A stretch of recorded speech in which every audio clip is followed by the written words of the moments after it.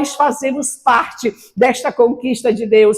Como é bom poder estar juntos nessa hora e dizer que nós, e olhar para cada um de nós de forma individual e declarar: eu aceitei esse sacrifício, eu sou filho desse amor, sou fruto, sou resultado daquilo que foi conquistado na cruz do Calvário. Glória a Deus, aleluia, aleluia, aleluia, amém. Deus tem sido bom, filhos. Deus tem sido generoso para conosco.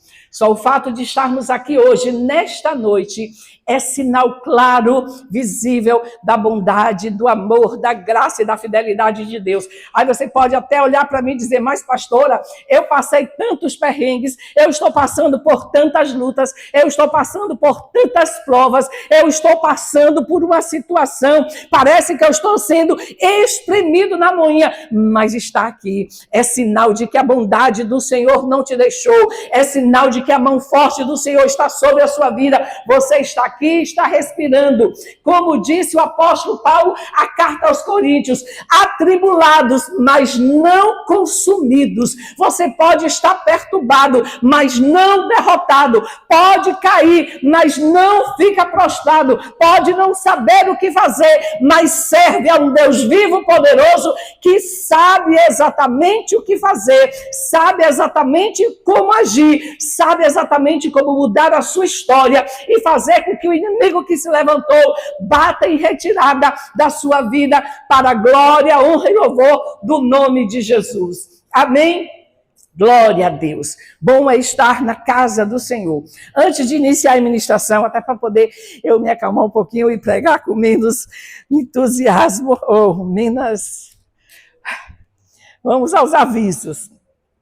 Ontem nós tivemos um culto lindo aqui com os jovens. Foi a noite do Waffles.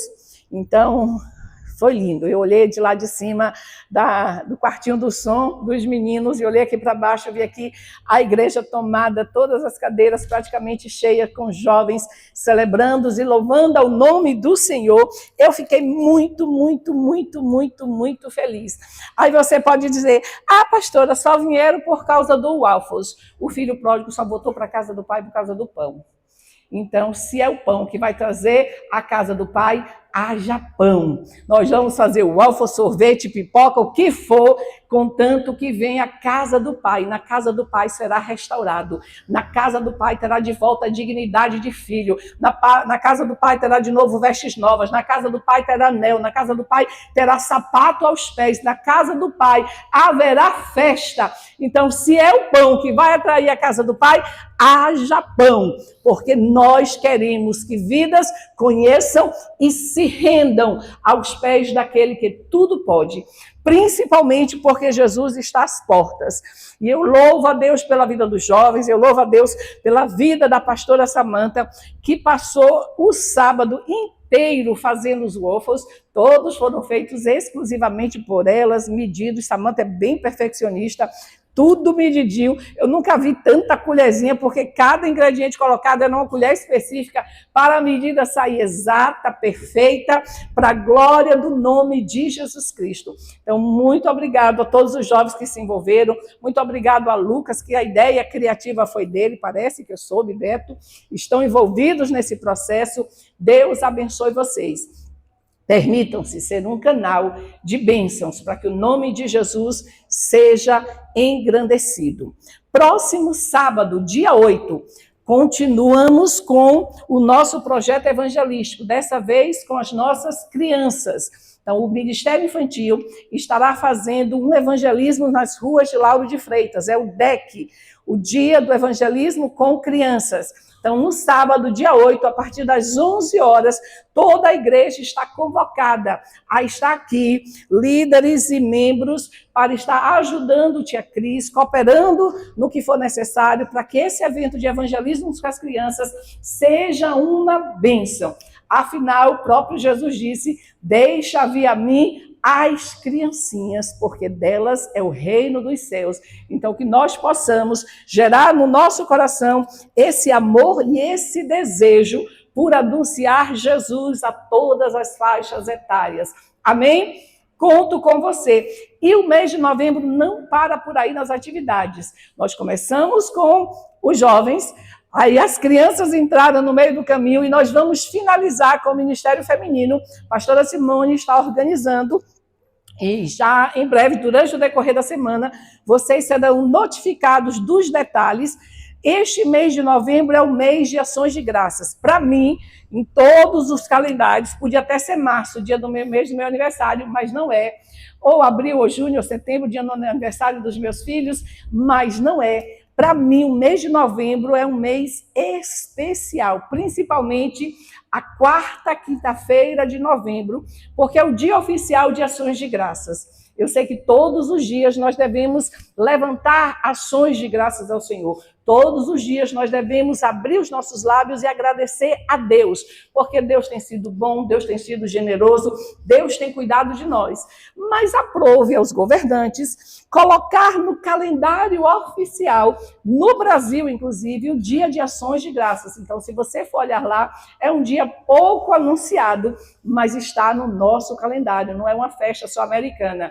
O interessante é que muitos fazem questão de publicar o Halloween, não é? Que foi dia 31, esquecendo até que é o dia da Reforma Protestante. Muitos cristãos preferiram celebrar o dia do Halloween do que o dia da Reforma Protestante, 508 anos da Reforma, onde se foi declarado as 5 solas baseadas no livro de Romanos, e a base exclusiva praticamente da nossa fé.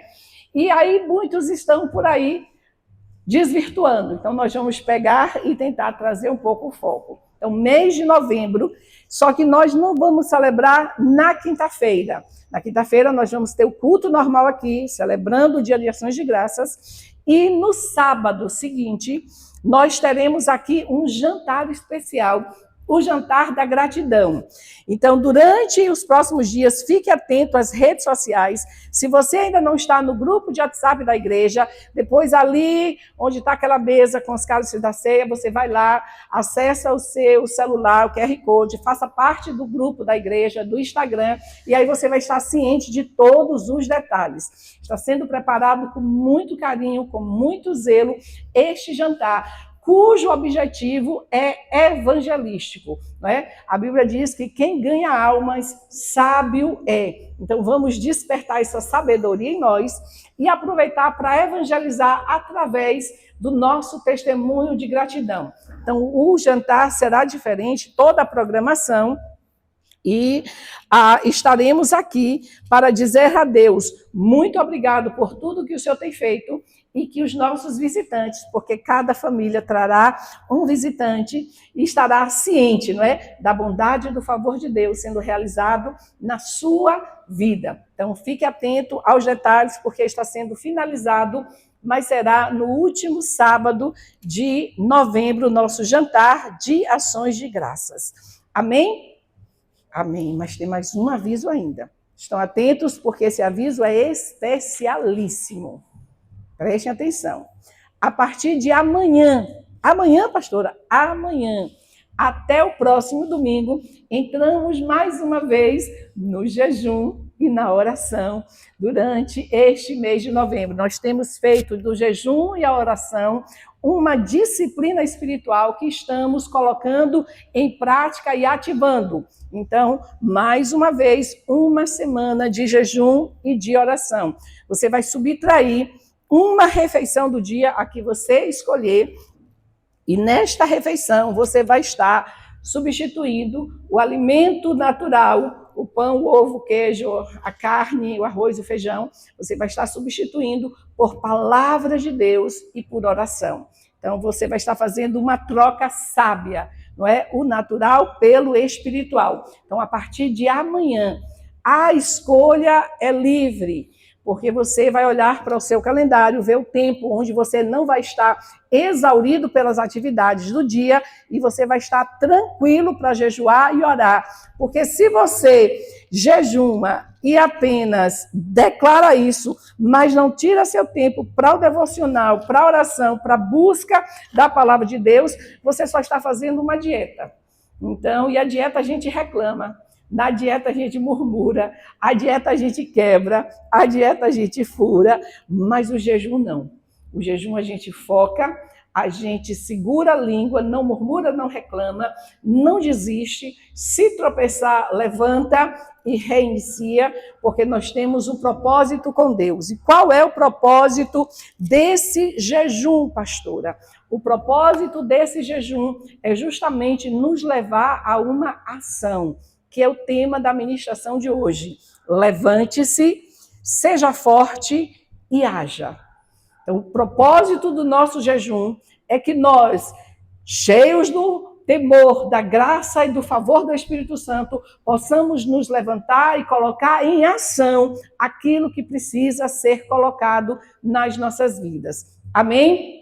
Terça-feira nós temos oração às 19h30, online e presencial. As duas últimas terças-feiras, a oração precisou ser colocada apenas no nível online por conta das chuvas. Então, fiquem atentos, porque caso esteja chovendo bastante, há essa mudança, não é? Graças a Deus pela tecnologia, mas a tecnologia não nos tira o privilégio de orar e de falar com Deus. Pode nos tirar o privilégio da comunhão, de estarmos juntinhos, mas juntos ou separados, estaremos conectados com Deus. Amém?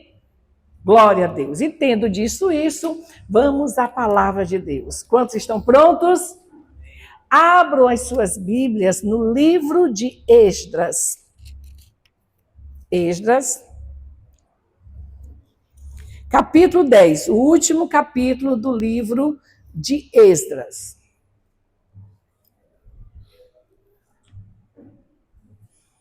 Esdras, capítulo 10, versículo 4.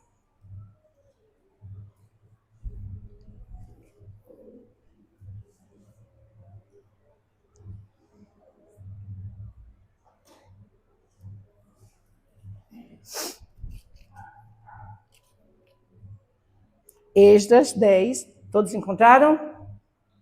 Eu falei versículo 4, mas eu vou mudar e vou começar do versículo 2, pode ser?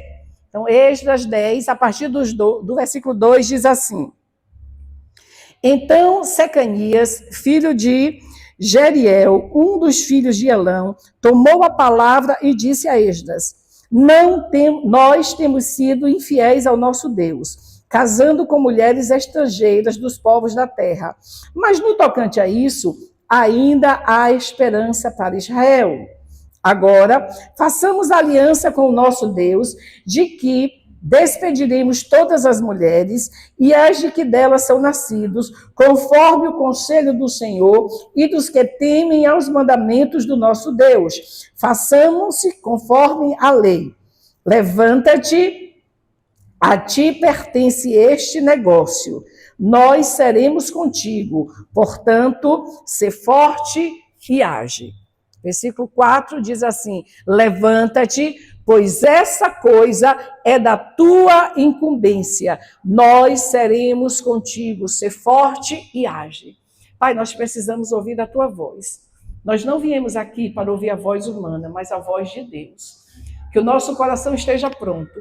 Toda e qualquer resistência seja quebrada agora, na autoridade do nome de Jesus Cristo.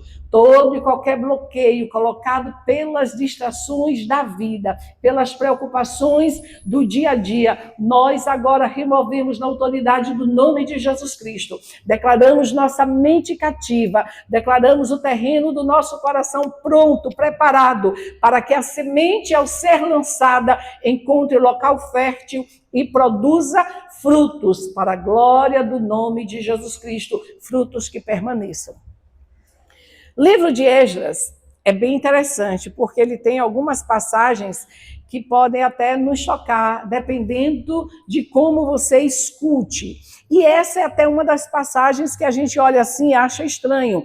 Como é que, de repente, chega-se alguém diante do profeta e diz: ok, vamos fazer aqui agora uma ação de divórcio coletivo e vamos despedir tanto as esposas como os filhos para que a nação seja purificada. Se não se entende o contexto, você acaba se perdendo nas situações que nesse livro mostra para a gente. Uma delas, logo no início dos capítulos, nós vemos que chegou-se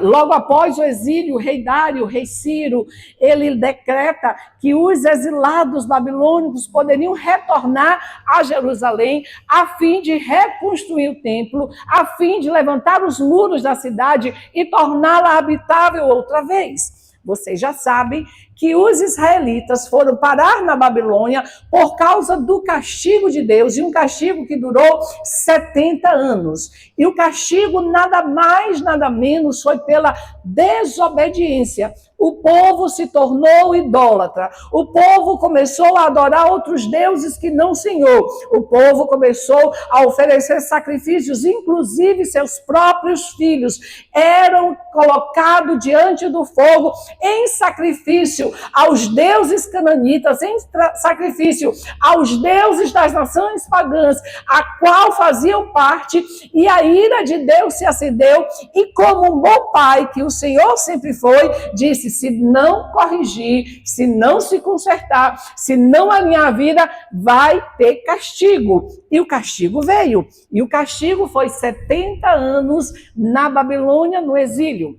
Quando nós viajamos, porque nós queremos uma experiência diferente, uma experiência cultural para outro país, já não é uma mudança fácil quando você sai da sua terra natal e decide aventurar-se por outras terras, por outras línguas, enfrentar e conhecer novas culturas. Os desafios por si só são imensos. Eu me lembro que quando eu mudei daqui do Brasil, fui morar nos Estados Unidos, o início para mim foi tormentoso. O inglês que eu sabia aqui não servia de nada lá. Então, quando o telefone tocava e eu ouvia um hello, eu começava a chorar copiosamente, porque eu sabia que por conta do som do hello, não era o alô normal que eu estava acostumado, viria uma língua que eu não ia entender, não iria compreender, não seria compreendida, e isso me gerava uma angústia muito grande. A saudade de casa, saudade das minhas irmãs, saudade do meu pai, da minha mãe, era imensa. Irmãos, eu não gostava de cuscuz e eu tinha saudade de cuscuz. Eu tinha vergonha quando morava aqui no Brasil, um parêntese, se alguém chegasse na minha casa e eu estivesse comendo cuscuz, eu me escondia, porque eu achava que os meus dentes iam estar todos cheios de negocinho de cuscuz e aquilo me causava vergonha. Mas nos Estados Unidos, quando se dizia tem cuscuz, a brasileirada toda se reunia porque você estava oferecendo uma iguaria que não existia. A saudade da terra atraía, não é aqueles que gostavam do cuscuz. E era bem interessante algumas mudanças que ocorreram, umas positivas, outras nem tanto, por conta dessa mudança de país. Mas foi de livre e espontânea vontade a minha viagem. E quando você vai obrigado, quando você vai ainda mais na situação que os israelitas foram, além de ter sido obrigados, foram escravizados, foram sem seus direitos, foram sem poder usufruir de benefícios que na terra natal eles possuíam. Então foram cheios de limite por conta da desobediência a Deus. E esse castigo, chamado exílio, durou 70 anos. Quando se encerrou os 70 anos, profetizados pelo profeta Jeremias, você vai ver lá, mais ou menos no capítulo 25, Jeremias dizendo, após passar o período de 70 anos, vocês irão retornar, vocês irão reconstruir, vocês irão ter uma chance de viver novamente os favores de Deus. E nós gostamos desta parte, viver favor de Deus. Quem não gosta de viver o favor de Deus? É isso que nós ansiamos, é isso que nós buscamos, é isso que nós desejamos, é isso que nós queremos, viver favor de Deus. E aí, passa-se os 70 anos, Deus usa Dario, Deus usa Ciro, Deus usa os governantes, um atrás do outro em sequência na época, e simplesmente libera o povo aos poucos com uma missão. Vão reconstruir a terra de vocês, vão torná-la habitável outra vez. E aí vai a primeira leva dos exilados em retorno a Jerusalém para reconstruir os muros e reconstruir o templo. E quando chega lá, eles encontram alguns judeus que não foram levados todos, apenas os melhores. Os mais pobres da terra, a Bíblia diz que foram deixados para que a terra não fosse habitada por animais selvagens. E quando retornam da Babilônia, aqueles que estavam no exílio encontram lá um povo judeu também, que havia ficado na terra, que havia cuidado na terra. E ao iniciar a obra, este povo se oferece: queremos ajudar na reconstrução. E de cara, Zorobabel disse assim: epa, não tenho nada com vocês. Eu não sei se ele pegou ranço, porque um povo estava lá na terra e não fez nada para reconstruir. Eu não sei se ele estava magoado, porque na cabeça dele, ele achava que os remanescentes, aqueles que não foram levados ao exílio, tinham uma obrigação de reconstruir, de levantar alguma coisa, de pelo menos, vamos dizer assim, restabelecer o mínimo de culto a Deus. E não aconteceu. Eu só sei que Zorobabel disse assim: não quero nada com vocês. Vocês não têm parte com a gente. Esta missão é exclusivamente nossa. E rejeita. Por ser rejeitado, aquele povo ofendido disse assim: também não vou permitir que vocês façam essa reconstrução de forma fácil.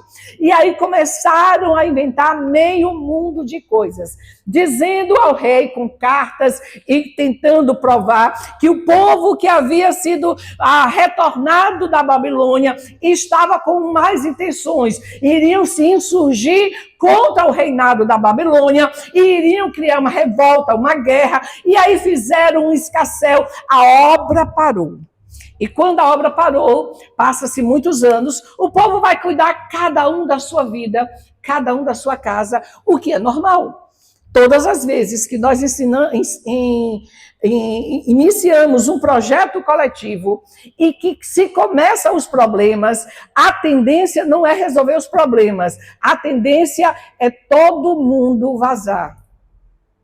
Ninguém para analisar, ninguém para ponderar, ninguém para conversar, simplesmente diz: quer saber de uma? Eu estou aqui de forma voluntária, eu estou aqui dando meu tempo, dando meu rico dinheirinho, eu estou aqui me sacrificando para ficar ouvindo besteira, sabe de uma? Vou cuidar da minha vida. E assim acontece novamente todas as vezes que se inicia um grande projeto.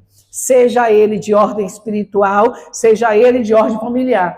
Quando começam as contendas, quando começam os zuzuns, quando começam os levantes, a tendência natural é de paralisar a obra.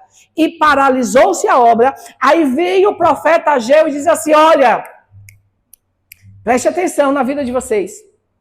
Vocês prestem atenção no que está acontecendo com vocês. Porque o que está acontecendo a vocês nada mais é, nada menos do que resultado de uma ação que vocês deveriam estar fazendo para Deus e vocês não fizeram. Então, na hora que vocês são enviados para uma missão, quando encontram problemas nessa missão, vocês desistem e vão cuidar da vida de vocês, Deus está chamando a atenção, cerrando os céus. Preste atenção no resultado financeiro. Eu acho interessante que todas as vezes que Deus quer chamar a atenção do homem, começa-se com as finanças. Deus começa a apertar para que o homem preste atenção, para que o homem entenda que está faltando algum tipo de compromisso com Deus. Aí o profeta Ageu diz assim: olha, preste atenção, se vocês não têm trabalhado demais, estão parecendo burros de carga, me perdoe a expressão, trabalham. Quando recebe salário, parece que recebeu em um bolso furado. Entrou e saiu. Já não tem mais nada. Vocês não prestaram atenção que vocês estão arando a terra, estão trabalhando, estão lançando a semente, mas quando a chuva vem, ela não permite que haja colheita. Vocês não pararam para analisar que isso tudo não é coincidência, que isso tudo é uma forma que Deus está chamando a atenção de vocês para algo importantíssimo. O primeiro chamado da vida de vocês não foi voltar para Jerusalém, não foi voltar para a terra de vocês para reconstruir a casa de vocês. A casa de vocês é item secundário. O necessário era reconstruir a proteção da cidade e a restabelecer o templo, o altar de Deus. E esta parte, outra oportunidade, eu vou trazer para vocês sobre como Deus chama atenção com as finanças na vida do homem para mostrar que está faltando empenho espiritual. Porque é bem interessante isso. Só a título de exercício, depois você leia Joel e você vai ver que quando aparecem os gafanhotos, aparece ele em uma sequência justamente para chamar a atenção de um homem de uma falha dele com Deus. Então começa a vir um tipo de gafanhoto que vem e come parte do que era seu lucro. Aí ele deixou alguma coisa, vem logo outro em seguida, come parte do seu lucro. Vem o terceiro, até mexer no seu dízimo, até mexer no seu compromisso fiel com Deus, aí entra o devorador. São 4 gafanhotos, são 4 crises financeiras que vêm em sequência, chamando sua atenção para estar atento em compromissos com Deus. Mas voltando ao texto, Ageu chama a atenção do povo e o povo acorda para a vida e volta a reconstruir o templo. Eles voltam agora a novamente agir com empenho, com dedicação e novamente vêm obstáculos. O inimigo não vai deixar você servir a Deus com tranquilidade. Sempre vai levantar obstáculos. Ele nunca vai te deixar agir livremente para servir a Deus. Ele vai apertar para fazer você desistir. E levanta cartas novamente. E vem agora ameaças. E não pode. E mais uma vez, eles recebem o aval do governador da Babilônia para reconstruir. E dessa vez, envia Esdras. E eu gosto quando eu ouço e quando eu leio, não é, o livro de Esdras, principalmente porque a Bíblia diz assim, Esdras, ele propôs no seu coração conhecer a lei de Deus. Ele propôs no seu coração ser um expert na Bíblia. E isso é interessante porque muitos de nós nos propomos a ler a Bíblia, nos propomos a conhecer a palavra de Deus, mas nós não colocamos isso como um objetivo e um alvo definido no nosso coração. Nós simplesmente vacilamos. Hoje não deu para ler a Bíblia, a gente deixa quieto. Não havia um propósito estabelecido. A Bíblia diz que Esdras propôs no seu coração conhecer as leis de Deus e aplicá-las. E a Bíblia diz mais, além de conhecer, ele se propôs a ensinar. Vou ensinar vocês como deve viver segundo as leis de Deus. E Esdras é enviado agora a Jerusalém com esse propósito, ensinar o povo a lei. Zorobabel foi com o papel de ajudar o povo na reconstrução dos muros e do altar. É nesse início, onde se levanta o altar, onde se levanta o local da adoração, que o choro coletivo se ouve, e você vai ver que a Bíblia diz que não se distinguia choro de jovem, de choro de velho, todos choravam com intensidade, e os jovens choravam e gritavam, porque eles queriam calar a voz dos mais velhos, porque aos jovens foi dada a oportunidade de um novo começo, era um choro de alegria, era um choro de disposição, era um choro de avanço, e os velhos choravam com lamento. Ai, mas não é igual.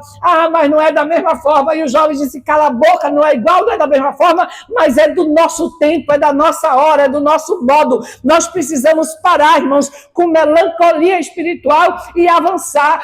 Eu não vou fazer, eu não quero, porque na época que eu nasci, na época que eu era jovem, na época que eu era criança, irmão, se eu for pensar, na época que eu era jovem, eu não estaria aqui hoje.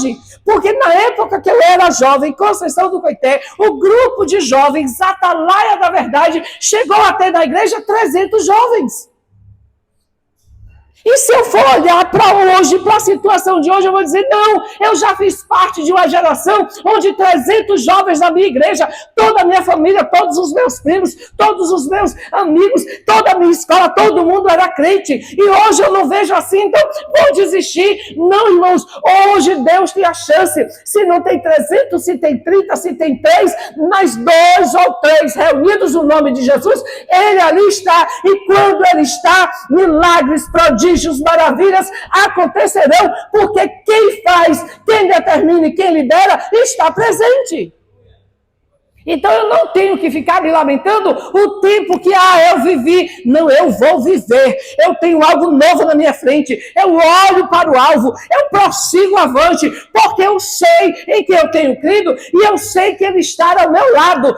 As provas vêm, mas as lutas, as vitórias, elas são garantidas pelo poder do nome de Jesus Cristo. Em cada luta, uma vitória garantida. Em cada história que se levanta ao inimigo, uma derrota dele já foi declarada, porque Deus assim estabeleceu, e eu creio, e eu confio, e eu avanço. E Neemias chega, Esdras chega, e assim que chega, Neemias, no início da viagem, ele percebe que havia sacerdotes com ele, mas faltava levitas. E Neemias disse: eu preciso de adoradores, eu preciso de adoração. Irmãos, nós precisamos resgatar a adoração. Nós precisamos abrir a nossa boca para louvar a Deus. A Bíblia diz que nós devemos entrar nos átrios do Senhor com símbolos, com danças, com festas, com alegria. Nós não vemos a casa do Senhor, que nós oferecemos a Ele é sacrifício de louvor. O dente está doendo, sacrifício de louvor. A garganta está inflamada, sacrifício de louvor. Eu estou triste, sacrifício de louvor. Nós entramos na casa do Senhor com dança, com festas, esquecendo o problema, porque Ele resolve. E a Bíblia diz que aonde Deus está, a tristeza salta de alegria. Nós precisamos entender isso. Eu entrei triste, mas tem dois reunidos no nome do Senhor. Ali Deus está. Então eu vou abrir minha boca em adoração. Irmãos, a adoração atrai a presença de Deus. E tudo que nós precisamos é de Deus. Aí Neemias olha e diz assim: mas conhecedor da Bíblia já tem demais comigo. Eu já tenho aqui não sei quantos sacerdotes, eu tenho aqui não sei quantos pastores, eu tenho não sei quantos professores de escola dominical, está faltando adoradores. Aí Esdras manda convidar adoradores para essa jornada. Enquanto os adoradores chegam, Esdras convoca o povo a um jejum e a oração. E o povo todo entra num acordo, jejum e oração. Assim como eu espero que vocês amanhã todos entrem no jejum e na oração. Você não está isento. Todos são convocados. E aí, depois da oração, chega um abençoadinho para contar as novidades. Sempre tem um abençoadinho que vem contar as fofoquinhas, né, da comunidade. Aí chegou o abençoadinho para Esdras e disse: Esdras, deixa eu te contar um negócio aqui, meu irmão. Eu acho que tu não vai gostar, mas os juízes, os levitas, os sacerdotes, os governadores que aqui estão estabelecidos, eles não estão cumprindo a lei de Deus. Eles casaram-se com mulheres cananitas. E aí eles começam a dar a lista de mulheres que aqueles homens que estavam supostos ensinar como viver, estavam vivendo errado. O famoso faço o que eu digo, mas não faço o que eu faço. Não copie minhas ações e atitudes. E Esdras fica chocado quando ele escuta que os homens que deveriam ser exemplos de homens de Deus estavam falhando vergonhosamente. Eram os primeiros a quebrar as leis, eram os primeiros a quebrar as regras, foram os primeiros a contrair matrimônio com mulheres que Deus disse não. E por que Deus disse não? Aí nós vamos ir lá para Números e Deuteronômio, quando Deus diz: não é para vocês contraírem matrimônio com essas mulheres, porque elas vão corromper vocês. Essas mulheres vão ensinar vocês uma adoração que vai me criar revolta. Elas vão afastar vocês de mim. Elas vão trazer para vocês novamente a idolatria. E eu não vou aceitar. Por isso, fiquem livres. E aí, Esdras, quando toma ciência de como estavam a elite espiritual da nação, a Bíblia diz que Esdras rasga as suas vestes em revolta e começa a chorar e a orar. E Esdras ora. E Esdras confessa o pecado da nação. E Esdras pede arrependimento. E Esdras pede a Deus misericórdia. E Esdras pede a Deus clemência. E ele diz que Deus é misericordioso e pode restaurar a sorte. Filhos, Deus pode. Deus pode. E aí, enquanto Esdras está neste lamento, a oração cessou, o pranto começou a acalmar, aí vem o abençoadinho chamado Secanias. E Secanias diz assim: Esdras, é certo que nós pecamos. É certo que falhou. E eu acho isso tão lindo, porque ele traz uma palavra que ela é real para nós hoje. A misericórdia do Senhor continua ativa. Esdras, nós falhamos, mas nós não estamos em um nível de pecado que não tem mais perdão. Ainda há esperança.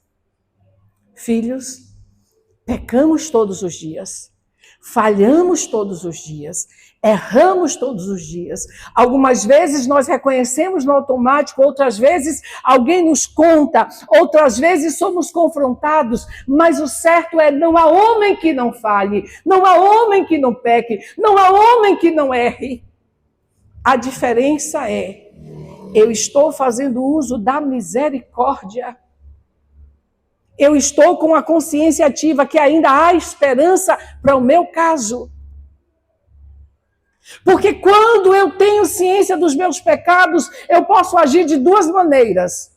Ou eu posso agir como Davi, ou eu posso agir como Saul. Davi, ao ser confrontado do seu pecado, e olha que já era mais de um ano que havia pecado, que havia transgredido mais de 4 mandamentos, ou pelo menos 4 dos mandamentos de Deus, Davi transgrediu e tentou ocultar e tentou viver de boa com aquela situação, até que foi confrontado, e ao ser confrontado, ele disse: pequei contra Deus. E quando você lê o Salmo 51, você vê lá a oração modelo para aquele que quer clamar a Deus o arrependimento sincero e verdadeiro. Muda a minha história, apaga o meu pecado, apaga a minha transgressão. Se precisar lavar minha vida com bucha, lava a minha vida com bucha. Se precisar usar cloro, usa cloro, mas me purifica, me livra. Só não me tira a alegria da salvação, só não retira de mim o teu Espírito Santo, me dá de volta esta alegria, e eu prometo que eu vou anunciar a tua bondade todos os dias da nossa vida, da minha vida, disse Davi no Salmo 51. Aí nós podemos ter a atitude ao ser confrontado de Saul. Pecou. Ah, pequei, mas também, tu se atrasa, tu vacila, tu deu brecha, tu me incentivou, tu fez isso, tu fez aquilo. Deixa esse negócio para lá. Pequei, mas está tudo bem. Vamos comigo? Vamos falar mais nesse assunto, não. Deixa para lá. E no coração não há arrependimento. Se vitimiza por causa do seu pecado, por causa da sua concupiscência, por causa da sua carne. E foi você.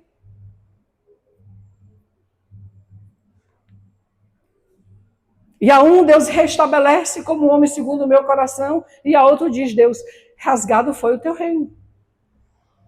Tudo por causa da atitude do confronto. E o abençoadinho aqui chega para Neemias e diz assim: há esperança no que diz respeito a este pecado. Nós podemos averiguar pela lei de Deus o que deve ser feito, e nós nos comprometemos a fazer. Filhos, há esperança para o pecado, há esperança para o erro, há esperança para as falhas, há esperança quando nós tropeçamos e falhamos diante de Deus, contanto que a decisão seja o que a lei de Deus diz, o que a lei de Deus declara. Eu vou vou me submeter à lei de Deus. O que Deus disser que tem que fazer, eu tenho que fazer. Se Deus disser que eu tenho que perdoar, eu perdoo. Se Deus disser que eu tenho que agir, eu ajo. O que Deus declarar, eu estou disposto a fazer. Nosso problema é que nós queremos abusar da graça e fazer vitupério o sangue de Cristo todos os dias. Toda a Santa Ceia estamos clamando pelo mesmo pecado. Toda a Santa Ceia estamos clamando pela mesma falha. Toda a Santa Ceia estamos clamando pelo mesmo erro.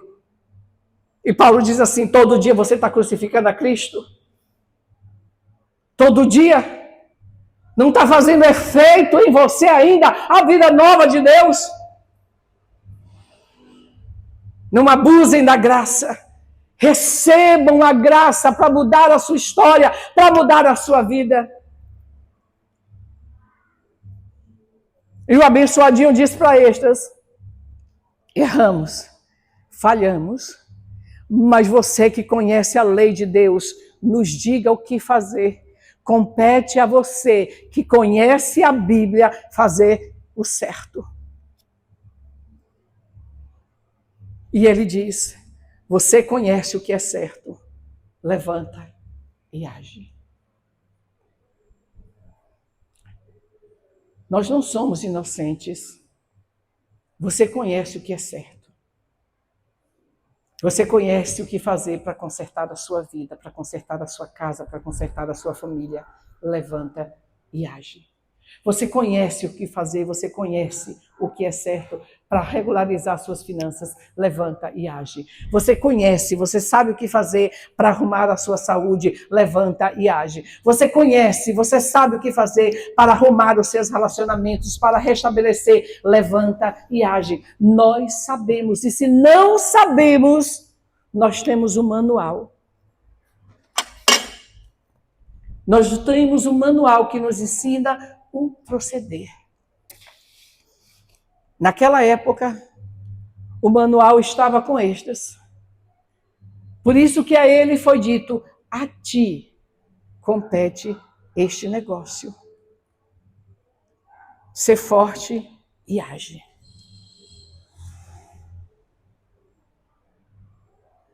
Filhos, vocês sabem o que fazer. Coloca a vida de vocês com Deus no altar. Coloca a vida de vocês em ordem. Ajusta para as arestas. Arruma a casa. Arruma a vida, arruma o coração. Ser forte e age.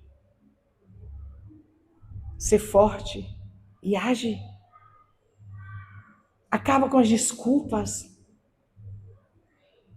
E se nós formos olhar, nós temos desculpas válidas. Mas está na hora de eliminarmos as desculpas válidas. Nos levantar na força de Deus e agir.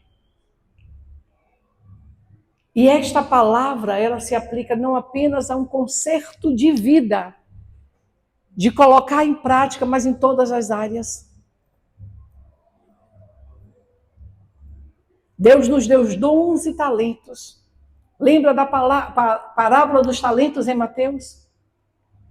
O Senhor veio e estabeleceu, a um deu 5, a um deu 3, a um deu 1. Ninguém ficou sem. E a Bíblia diz assim, deu de acordo com a capacidade de administrar de cada um. Quem deu 5 foi lá e multiplicou. Quem deu 3 foi lá e multiplicou. Na capacidade dele, multiplicou 5. Na minha visão, pode ser mais do que 3, mas na visão de habilidades, você está 100% bom na sua área, você 100% bom na sua área. Perfeito! Não estamos discutindo áreas de atuação, estamos discutindo a ação que precede o que deve ser feito. Mas o abençoadinho que ganhou 1, olha para quem tem 5, olha para quem tem 2 e diz, não vou fazer nada. Não vou fazer nada. E não está na hora da gente não fazer nada.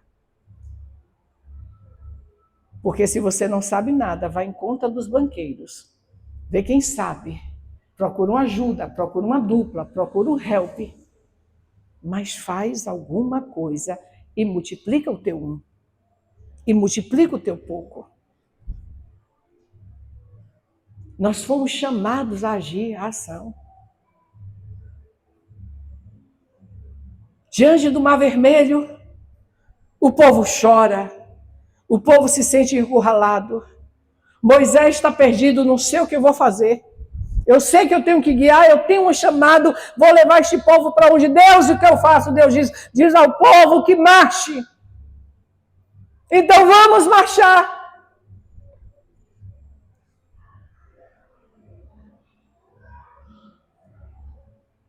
Compete agir. Josué chora diante de uma derrota em Ai. Não sabe o que fazer, não sabe para onde vai, não sabe como conduzir, não sabe o que comportar. Josué chora, busca de Deus direção, o que fazer, Senhor? E Deus diz, investiga primeiro onde está o pecado e age. Nós temos a oportunidade de investigar nossa vida hoje. Nós temos a oportunidade de investigar, ou porque alguém apontou, ou porque nós somos autodidatas e nós olhamos para a nossa vida e nos conhecemos e investigamos e identificamos o que precisa ser consertado, o que precisa ser mudado. E ao executar o que precisa ser executado, ao ser identificado, nós precisamos agir com coragem. Não deixa para amanhã o que tem que ser feito hoje. Não deixa para amanhã o reparo que precisa ser feito hoje. Não deixa para depois o que precisa ser ajustado hoje. Se precisa perdoar, perdoa. Se precisa purificar o coração, purifica. Se precisa pedir perdão a Deus, pede. Mas não deixa para depois. É necessário coragem para agir. É necessário coragem. Pastor, eu não tenho coragem, eu tenho medo. Expulsa esse espírito, porque não foi ele que Deus te deu. Deus te deu espírito de ousadia. Haja. Avance. Porque tem coisas grandes de Deus para acontecer na sua história e na sua vida. Não se limite. Não retroceda. Ore, é bom orar. Jejue, é bom jejuar. Convoque pessoas para orar com você. É boa equipe. A Bíblia diz em Eclesiastes, quando dois estão juntos, é melhor, porque se um fracassa, um falha, um cai, o outro diz, te esforça, levanta, o outro sustenta. É bom. Mas precisamos agir.